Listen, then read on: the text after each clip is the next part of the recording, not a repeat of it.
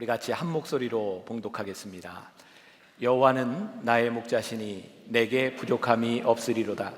그가 나를 푸른 풀밭에 누이시며 쉴 만한 물가로 인도하시는도다. 내 영혼을 소생시키시고 자기 이름을 위하여 의의 길로 인도하시는도다. 내가 사망의 음침한 골짜기로 다닐지라도 해를 두려워하지 않을 것은 주께서 나와 함께 하심이라. 주의 지팡이와 막대기가 나를 안위하시나이다. 주께서 내 원수의 목전에서 내게 상을 차려주시고 기름을 내 머리에 부으셨으니 내 잔이 넘치나이다. 내 평생의 선하심과 인자하심이 반드시 나를 따르리니 내가 여호와의 집에 영원히 살리로다. 아멘. 시편 23편, 우리가 너무나 잘 알고 많이 들었던 이 말씀이 우리들의 삶에서 어떻게 적용되고 이 말씀이 우리들에게 어떻게 능력이 되느냐의 문제가 아니겠는가. 그래서 오늘부터 4주 동안 여러분들과 함께 이 시편 23편 말씀을 가지고 나눌 때 우리들에게 주시는 그 레마의 말씀이 여러분들에게 들려줄 수 있기를 간절히 소망합니다. 우리 교회 그 트레스디아스 BTD에서 그런 일이 있었죠. 한 남자분이 오셔서 은혜를 많이 받았어요. 그래서 아내에게 하고 싶은 말을 그 말로 못했기 때문에 그 안 되던 문자로, 연세가 많은 분인데 아내에게 문자를 보냈어요. 그 감격을 가지고 사랑의 고백을. 근데 가자마자 싸웠답니다. 문자에 가서 보니까 여보 사망해 라고 써서 붙였다 그래요. 우리들이 참 많은 실수를 하면서 살아갑니다. 그죠? 작은 실수, 큰 실수, 많은 실수합니다. 만일 우리들이 실수한 것에 대해서 하나님께서 다 책임을 물으신다면, 여러분들이 살아가면서 지은 죄에 대해서 하나님께서 모든 것에 대해서 책임을 물으신다면 우리 중에 누가 여기에 서 있을 수 있을까? 사실 우리가 예배를 드리고 우리들이 여기에 있을 수 있는 이유는 딱 한 가지 아니겠습니까? 용서하시는 하나님의 은혜, 나를 구원하시는 하나님의 은혜. 이 다윗은요, 시편 23편에서 여러 가지 하나님께 대한 그의 신앙을 고백하고 있지만 그 중에 가장 근본적이고 가장 큰 은혜가 있다면 내 영혼을 소생시켜 주신 그 하나님의 은혜에 대해서 고백하고 있는 것입니다.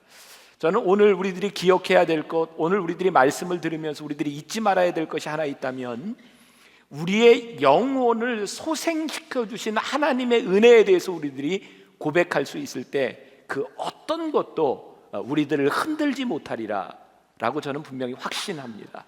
오늘 여러분들의 인생을 좌우하는, 여러분들의 인생을 바꿔놓을 만한 가장 중요한 이유, 우리의 영혼을 소생시켜 주신 하나님의 은혜를 여러분들이 고백할 수 있기를 간절히 소망합니다.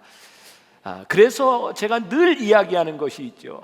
우리 믿는 사람들에게, 하나님의 은혜를 아는 사람들에게 가장 큰 특권이 있다면 그건 감사입니다. 그래서 오늘 여러분들에게 묻고 싶은 거예요. 오늘 여러분들의 삶에, 여러분들의 인생에 또 감사가 있는가? 우리의 감사를 가로막는 가장 큰 적은 어쩌면 염려라고 하는 생각이 듭니다. 염려는 감사와 늘 반비례합니다. 염려가 커지면 커질수록 우리들에게 감사가 줄어들고요, 감사가 늘어나면 늘어날수록 염려가 줄어듭니다. 여러분, 우리들이 기도하면 왜 범사에 감사할 수 있는지 아세요? 언젠가 이문미 선교사님이 그런 이야기를 하더라고요. 성지순례를 가기로 결심을 하고 가기로 한 그날부터 내가 매일 7시간씩 기도하리라 결심을 했대요. 근데 아무리 시간을 내도 7시간 내기가 힘들더라는 거예요. 그래서 아침에 기도하고 그 다음에 또 짬을 내서 기도하고 7시간을 채우려다 보니까 놀라운 일이 일어나더래요. 기도 시간을 채우려다 보니까 염려할 시간도 없어지고, 남을 비방할 시간도 없어지고, 남에 대해 험담할 시간도 없어지면서 기도하는 것이 그래서 중요하구나. 기도하면 할수록 우리들의 삶에 감사가 넘치는 이유는 기도하는 시간이 우리들의 삶을 바꿔주는구나 라고 하는 고백을 하고 있더라고요. 여러분들의 삶에서 감사의 시간이 넘치면 넘칠수록 염려의 시간들이 줄어듭니다. 그런데 염려하면 할수록 우리들에게서 감사의 시간들이 점점 줄어드는 것을 보게 됩니다. 염려, 분노, 감사하지 못하는 것들은 늘 비교에서부터 오는 문제이기도 합니다. 우리를 화나게 하는 것, 그게 늘 비교에서부터 오는 거죠. 제가 집회 가면 늘 사람들에게 이런 이야기를 합니다. 첫 번째 제가 예화로 들은 것 중에 낚시하는 사람들이 제일 좋아하는 거 뭐냐고. 여러분들 기억나세요? 제가 얘기했던 거? 낚시하는 사람들이 제일 좋아하는 게 뭐예요? 낚시하다가 월척을 잡았을 때가 아니라 옆에 있는 사람이 월척을 잡았다 놓쳤을 때, 낚시하는 사람 제일 좋아한다고. 우리의 기분을 좌우하는 것, 우리의 인생을 좌우하는 것이 사실은 내 삶의 하나님과의 나와의 문제여야 되는데, 우리를 좌우하는 것들이 나와 하나님과의 문제가 아니라 사실은 누군가 때문에 우리들이 많이 힘들어하고, 누군가 때문에 우리들의 신앙이 흔들리고, 누군가 때문에 우리들이 슬프다고 생각하고 내가 비극적이라고 느낄 때가 많이 있다는 거예요. 오늘 다윗이 하나님 앞에 이 시편 23편을 지을 수 있었던, 그가 신앙의 고백을 할 수 있었던 것은요, 그가 하나님 앞에선 자신의 모습을 보았을 때, 내가 하나님 앞에서 신앙의 고백을 할 수 있었을 때 그는 이 위대한 시를 남겼어요. 제가 이번에 성지순례를 하면서 다윗이 여기에 도망 다녔다고 하는 광야를 보았어요. 유대 광야를 보았어요. 바란 광야를 보았어요. 다윗이 그 광야 가운데서 하나님 앞에 감사의 시편을 지었다는 이야기를 들었어요. 야, 어떻게 그런 일이 일어날 수 있을까? 우리는 성경을 보면서 유대인들이 출애굽하는 동안 광야에서 그들이 만나와 메추라기를 맛보고 그렇게 많은 기적을 경험하면서 어떻게 하나님 앞에 불평할 수 있냐고, 저도 그렇게 생각을 했는데, 제가 이번 성지순례를 가면서 첫 번째로 느낀 게 뭔지 아세요? 그 광야를 보면서 말해도 불평했겠다. 얼마나 더운지. 그 메말라버린 그 광야에서 우리는 구름 기둥과 불 기둥으로 하나님이 인도하셨다고 하는데, 저는 그렇게 생각했었거든요. 구름 기둥으로 하나님이 인도하실 때, 이스라엘 백성들 광야를 지날 때 햇볕을 다 가리셔가지고 시원하게 걷게 하시고, 불 기둥으로 인도하실 때 밤에 추울 때 그 불을 가지고 사람들을 따스하게 인도하셨을 거라고. 근데 그게 아니라는 거예요. 구름 기둥으로 인도하셨다고 하는 것은 구름이 눈에 보이기 때문에 구름을 앞세웠다는 이야기고, 불 기둥으로 인도하셨다고 하는 것은 밤에 불이 보이기 때문에 불을 앞세웠다는 이야기지, 광야 가운데서 그들이 시원해졌다거나 그들이 광야 가운데서 밤에 따뜻함을 얻었다거나 그것이 아니라는 거예요. 야, 저희들이 광야를 지날 때, 하나님과 동행할 때 정말 힘들었겠구나. 다윗이 하나님의 사람이었지만 그가 그의 영혼을 소생시켜 주신 구원의 은혜가 없었다면, 그가 광야에서 그 힘든 가운데서 그의 적들이 그를 죽이려고 쫓아오는 그 와중에 여호와는 나의 목자시니 내게 부족함이 없노라고 그가 그렇게 이런 시를 쓸 수 있었을까?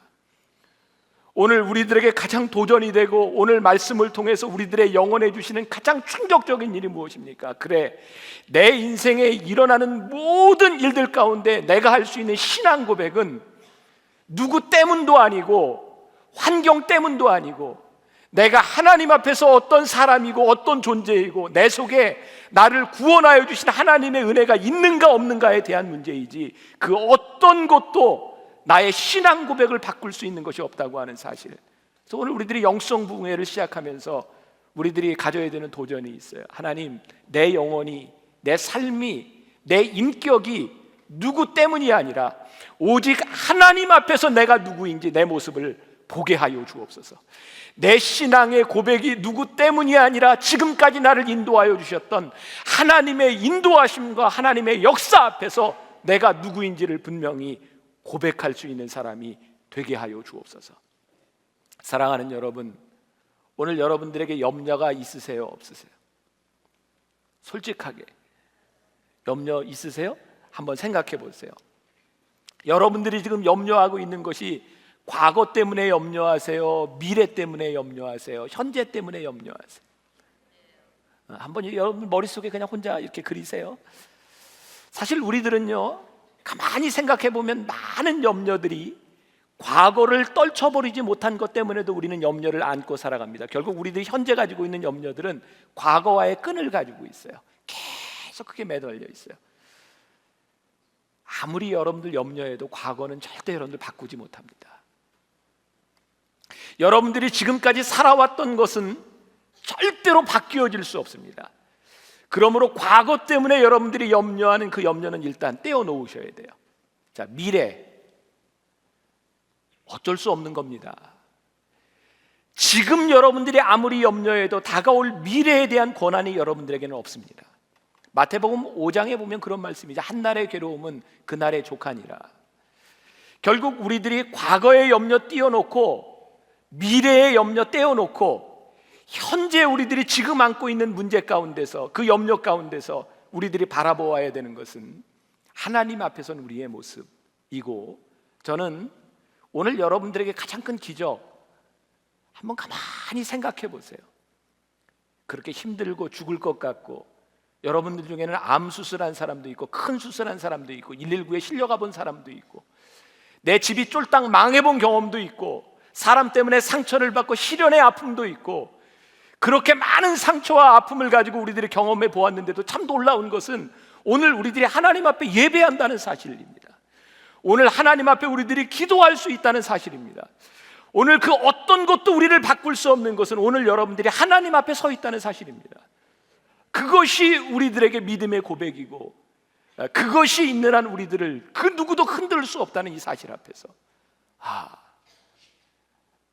하나님이 나를 여기 있게 하셨구나, 하나님께서 나를 품어주시는구나. 제가 오늘 2부, 3부 예배 때 그런 이야기를 잠깐 했어요.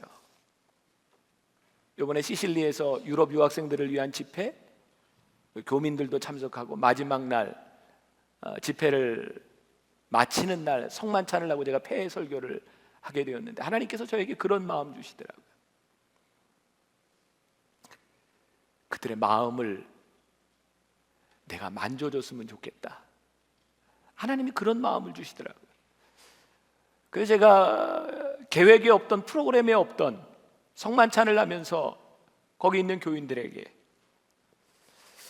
제가 하나님 아버지의 마음을 가지고 여러분들을 안아주고 싶습니다. 성만찬을 마치고 여러분들 하나님의 마음으로, 하나님의 마음을 느끼기를 원하는 사람이 있다면 나오십시오. 제가 서 있겠습니다.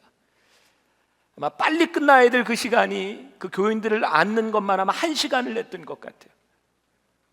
근데 앞에 와서 안기는 교인들, 이미 눈물을 흘리는 그 교인들, 앉자마자 흐느끼는 그 교인들을 바라보면서 제가 느꼈던 것은 그들이 아파하는 것만큼 하나님이 많이 아프셨다는 거예요. 그래서 제가 앉고 기도하면서 이런 얘기했어요. 아프시죠? 힘드시죠? 하나님도 그만큼 아파하셨어요. 그런데 하나님이 말씀하세요. 지금까지 함께 하셨던 하나님이 앞으로도 함께 하실 것이라고요. 지금 우리들에게 구원의 감격을 주신 하나님께서 앞으로 당신과 함께 하실 거라고요. 힘을 내세요. 용기를 내세요. 하나님이 함께 하실 겁니다.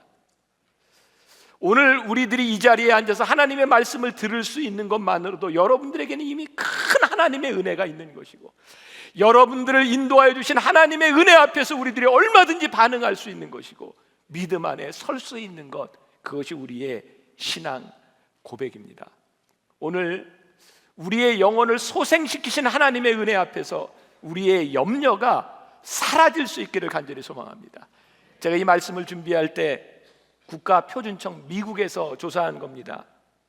한 도시에, 미국은 이렇게 도로가 있는 것을 블락이라고 하는 단위로 하죠. 7개 블락에 100피트 상공에 깔려있는 안개를요 다 모아서 압축했을 때 그 양이 얼마나 되느냐를 보니까 딱 물 한 잔 정도 되더랍니다. 안개가요 얼마나 무서운지 압니까? 근데 실상은 모아놓고 보니까 물 한 잔의 분량에 불과하더라는 거예요. 오늘 여러분들의 인생에서 염려가 확산되면 여러분들의 삶을 얼마나 쉽게 망가뜨릴 수 있는지 아십니까? 안개가, 염려가 여러분들의 앞을 가로막을 때, 여러분들 앞에 보이지 않을 때 여러분들의 인생이 얼마나 쉽게 망가질 수 있는지 아십니까? 저는 비행기를 탈 때마다 그런 생각을 해요. 비행기를 타고 쫙 올라가면요 늘 약간 흔들리면서 구름을 지나가야 합니다. 구름이 아무것도 아닌 것 같은데 그 구름을 지나갈 때면 기류 때문에 비행기가 흔들립니다. 근데 아무리 비가 오고 아무리 날씨가 굳어도 구름 위에 올라가면 늘 환한 태양이 있어요. 그래서 비행기를 타고 올라가면 늘 비행기의 옆에 있는 창문을 닫아야 합니다. 너무 환하기 때문에.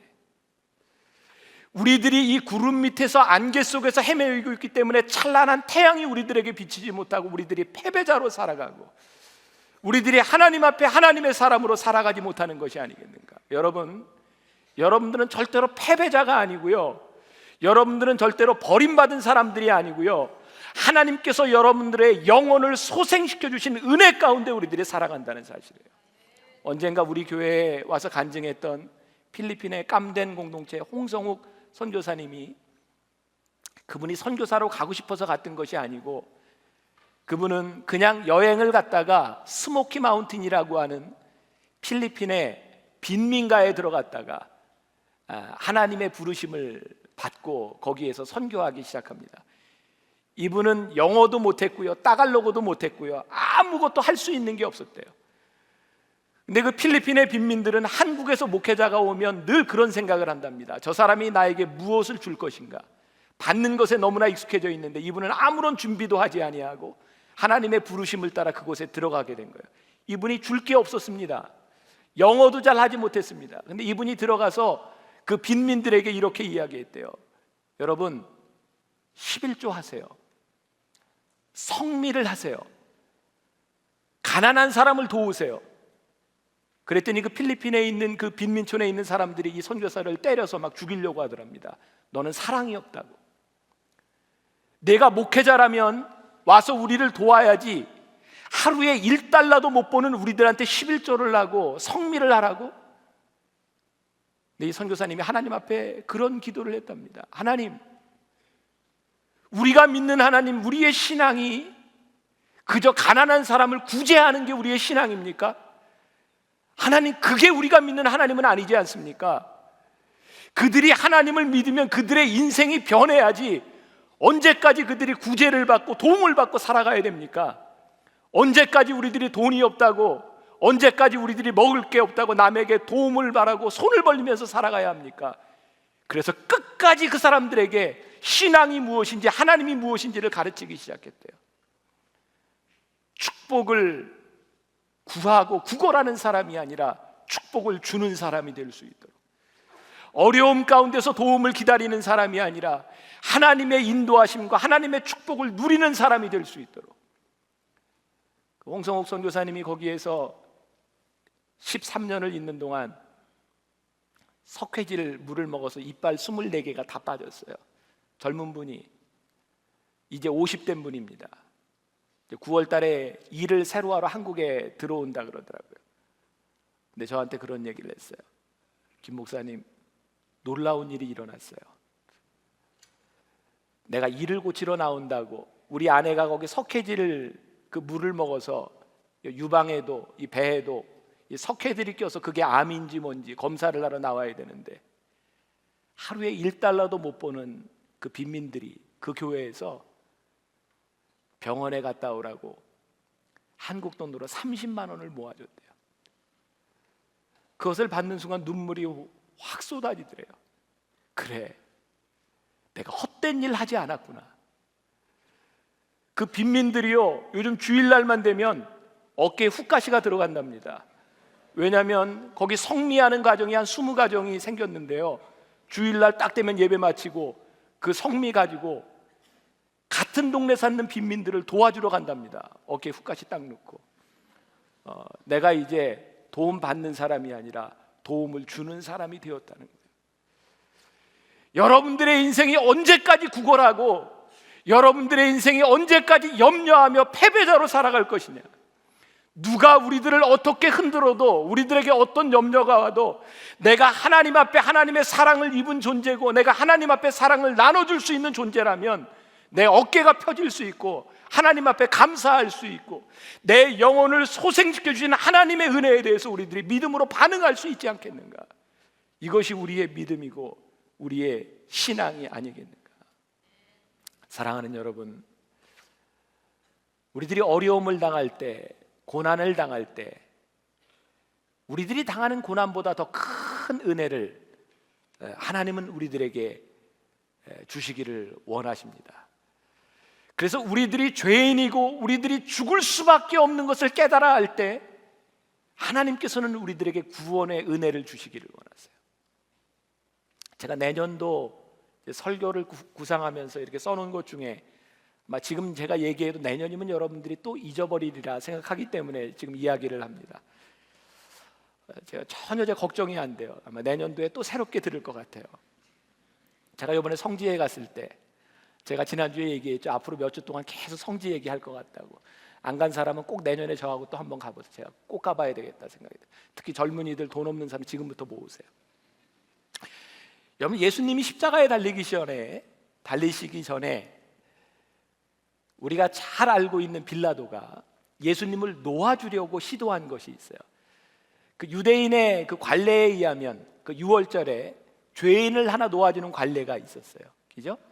그래서 그 빌라도가 재판을 하던 그 장소, 그리고 바라바라고 하는 사람이 갇혀있던 그 감옥, 가이드를 하는 목사님이 여기가 빌라도가 재판을 했던 데고 여기가 바라바가 갇혔던 감옥입니다 라고 이야기를 하더라고요. 바라바가 감옥에서 들었던 이야기가 무엇일까요? 라고 물어요. 빌라도가 사람들에게 묻습니다. 여러분, 예수와 바라바 중에 내가 누구를 놓아주기를 원합니까? 그랬더니 사람들이 뭐라고 얘기했죠? 바라바! 바라바요! 바라바요! 바라바가 감옥에서 들은 거는 자기의 이름을 외치는 군중들의 소리를 듣습니다. 바라바! 바라바!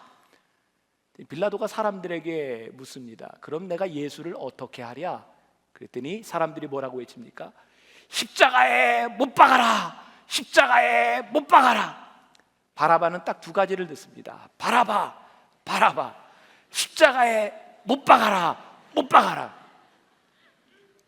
그때 누군가 자기가 갇혀있는 감옥에 뚜벅뚜벅 다가옵니다. 내가 죽을 때가 되었구나. 문을 열더니 이야기합니다. 나가. 이해할 수 없는 일이 그에게 일어난 겁니다. 그가 들었던 것은 그의 이름과 내가 십자가에서 죽을 수밖에 없다고 하는 그 죄. 근데 누군가 오더니 가라는 겁니다. 저기 있는 저 사람이 너를 대신해서 십자가에서 죽을 거라는 겁니다. 여러분들에게 임한 은혜가 뭔지 압니까? 우리를 위해 예수님이 대신 죽으셨어요. 내 모습을 아무리 봐도, 세상 사람들이 나를 봐도, 내가 나를 봐도 나는 정말 추하고 더럽고, 내 속에서 일어나는, 내 가슴 속에 일어나는 생각들과 내가 하는 행동들을 보아도 정말 용서받을 수 없는 우리의 모습들, 그래서 나는 죽을 수밖에 없다고 생각했는데 어느 날 하나님께서 우리들에게 말씀하시는 거예요. 너 살았다는 거예요. 내가 너를 위해 죽었다는 겁니다.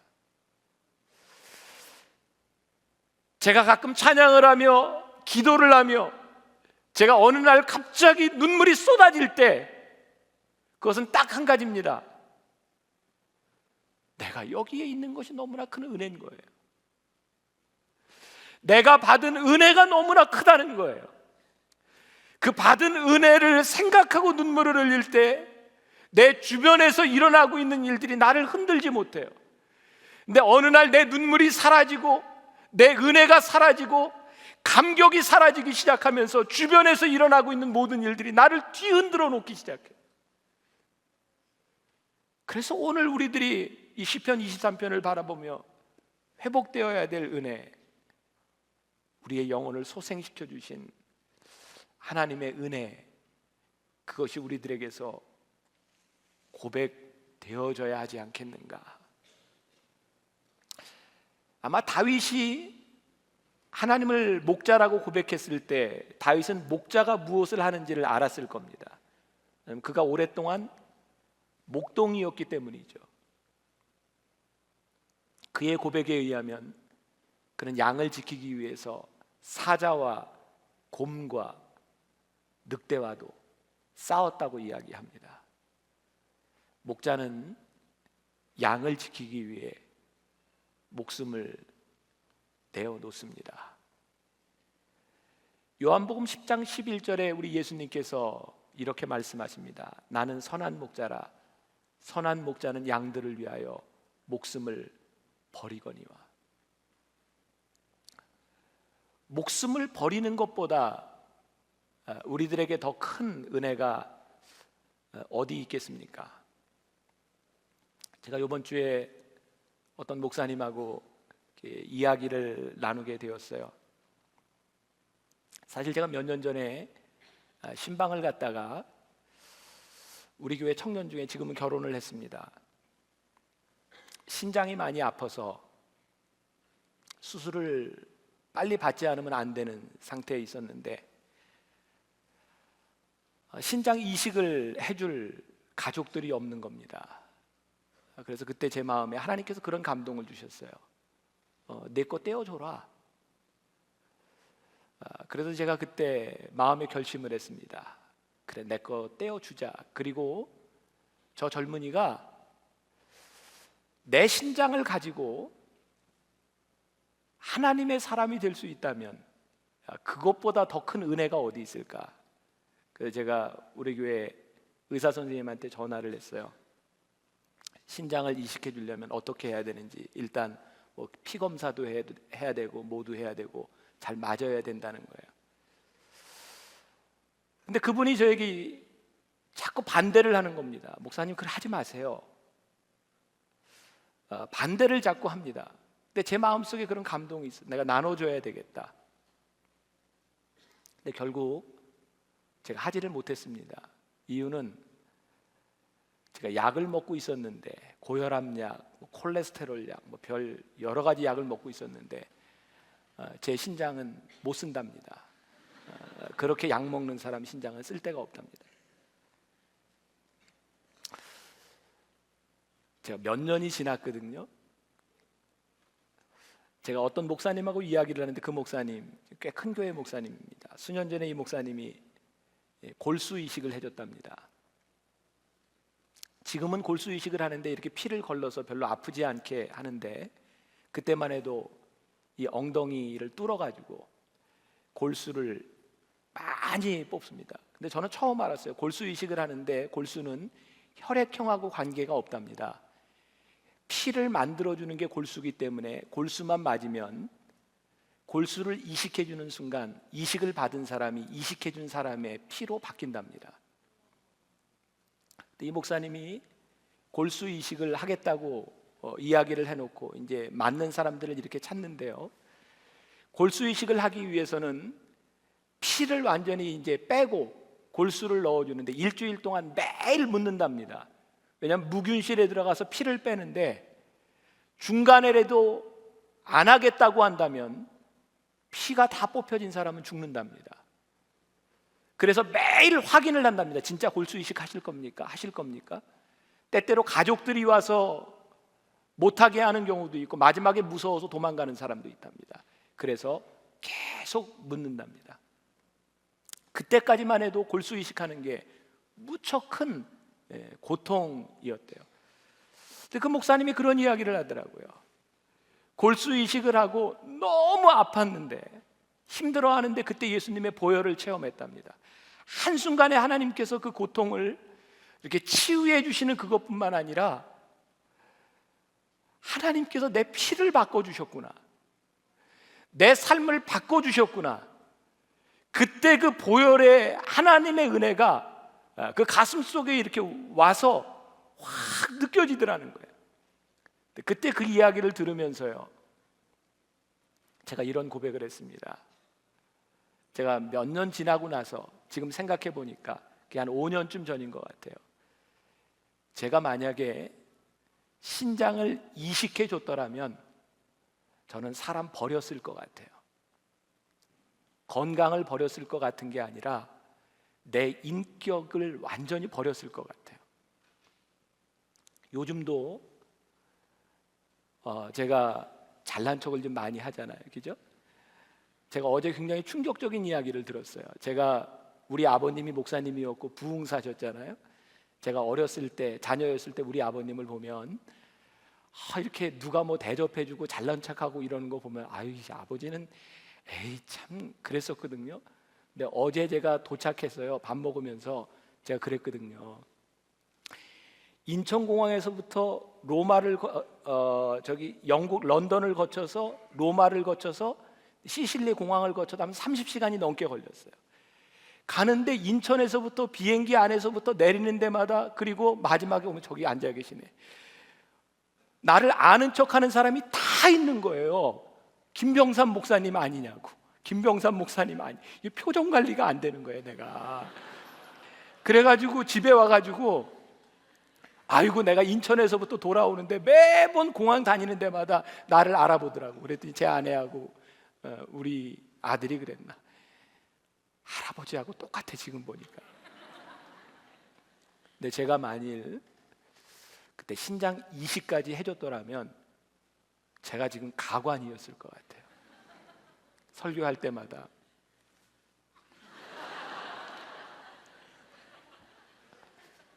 하나님이 나를 막으셨구나.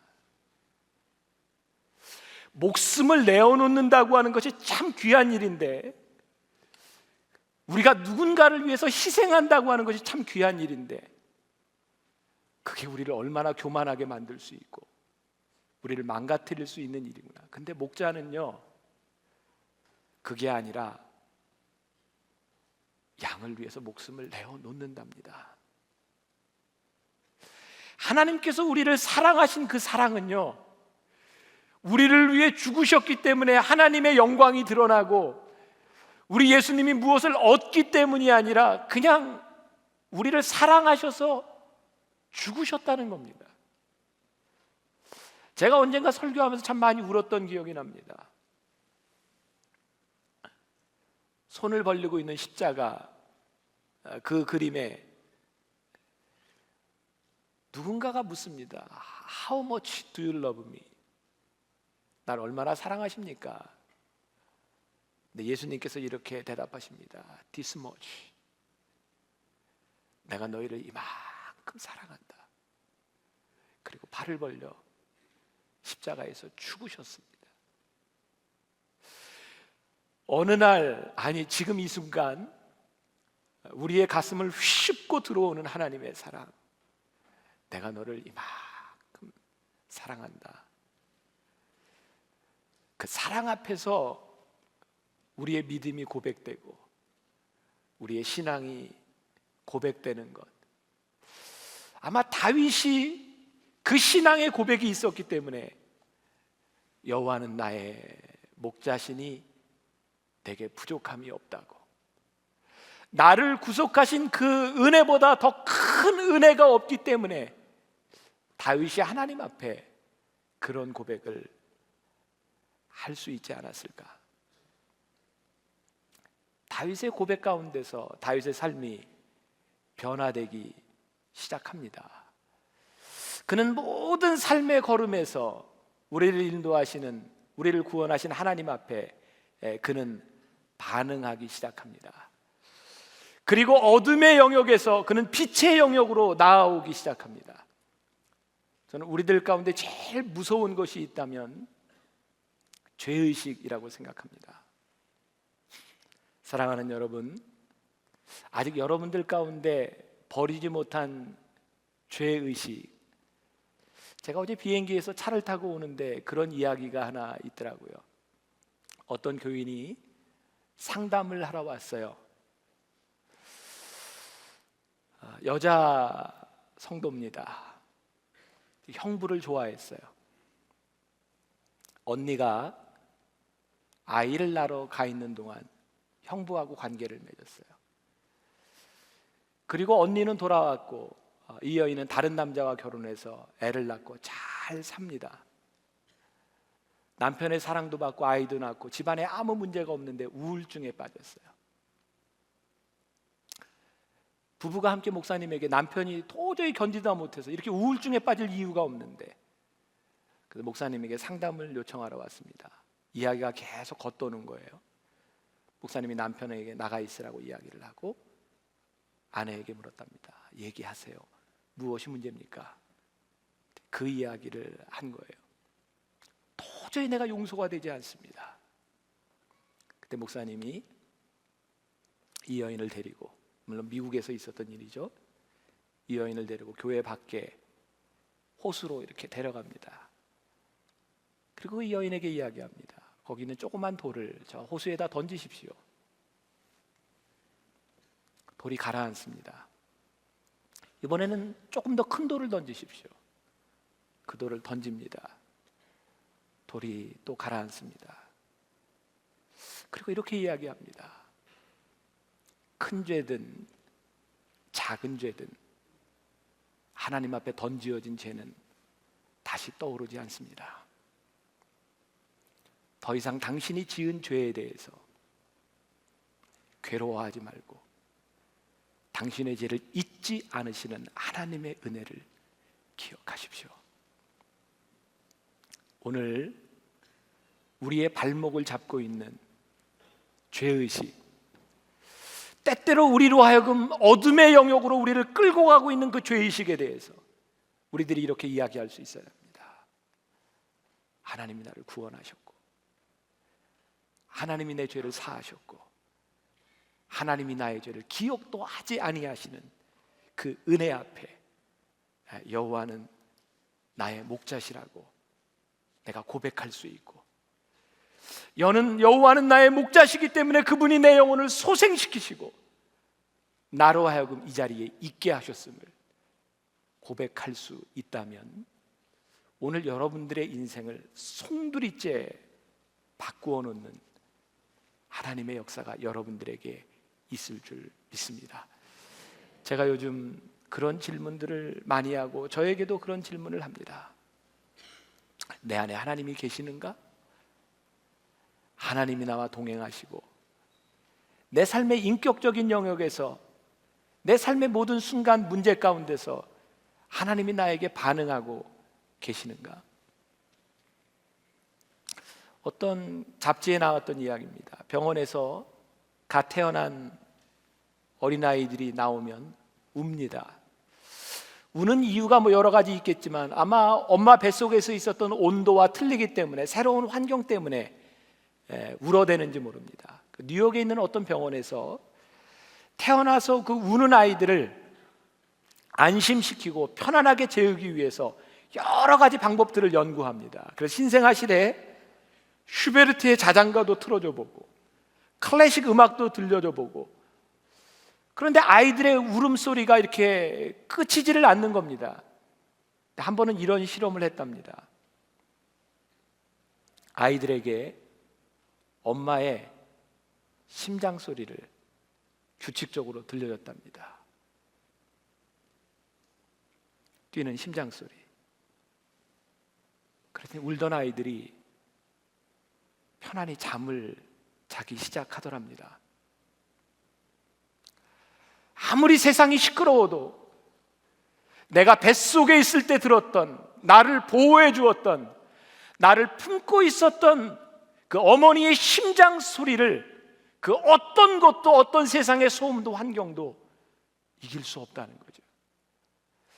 저는 오늘 우리의 영혼을 소생시키시는, 우리를 구원하신 하나님의 은혜 앞에, 우리의 목자 되시는 하나님 앞에 우리들이 고백할 수 있는 것, 여호와 하나님께서 나의 심장이시고 나를 뱃속에 품었던 나의 어머니처럼 나를 품고 계시는 하나님, 그분이 나의 목자가 되십니다. 그분이 나의 하나님입니다 라고 고백할 수 있다면 환경이 우리를 흔들지는 못하지 않겠는가? 우리의 영혼을 소생시키신 하나님, 마지막으로 제일 중요한 걸 이야기합니다. 하나님은 우리의 영혼을 소생시키셔서 하나님은 우리를 향한 목적을 가지고 계세요. 그것은 의의 길로 우리를 인도하기를 원하신다는 사실입니다. 아니, 구원받은 우리들이 하나님이 우리를 인도하실 뿐만 아니라 우리들이 구원받은 백성으로 살아가기 때문에, 하나님 때문에 의의 길로 가지 않고는 견딜 수 없는 결단들이 우리들에게 분명히 일어나야 하는 겁니다. 저는 이게 하나님을 믿는 사람들의 가장 강력한 힘이고 여러분들을 붙들어 줄 수 있는 믿음의 고백이라고 생각해요. 하나님이 나의 목자로 나를 구원해 주셨다고 우리들이 믿는다고 하는데, 하나님과 별개의 삶을 살아간다면 우리의 신앙의 고백이 옳은 것이겠습니까? 그래서 저와 여러분들에게 동일하게 던지고 싶은 질문, 도전입니다. 하나님 앞에서 내가 의로운 길로 가기 위해서 내가 말씀을 보고, 하나님 앞에서 의로운 길로 가기 위해서 내가 기도하고 무릎 꿇어야, 하나님 앞에서 우리들이 서야 우리들이 의로운 길로 갈 수 있는 하나님의 사람이 되지 않겠는가? 제가 좋아하는 찬양이 하나 있습니다. 나의 반석이신 하나님, 행하신 모든 일 완전하시니, 나의 생명 되신 하나님, 행하신 모든 일 찬양합니다. 신실하신 하나님, 신실하신 하나님, 실수가 없으신 좋으신 나의 주, 신실하신 하나님, 실수가 없으신 좋으신 나의 신실하신 하나님, 신실하신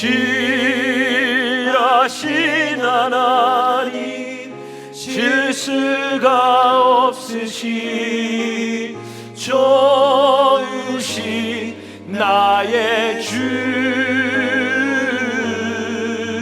신실하신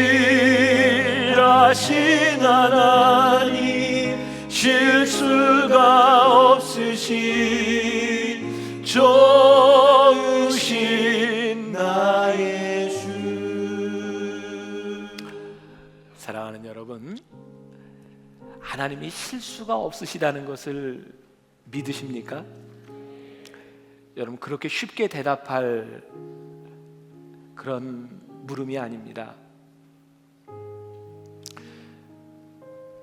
여러분, 많이 힘들잖아요. 우리를 욕하는 사람이 있잖아요. 내가 실패했잖아요. 그런데 하나님 신실하세요? 하나님 의로우세요? 지금도 내 뜻대로 되지 않는 일들이 너무 많은데, 나에게 상처가 있는데, 그런데 하나님 신실하세요?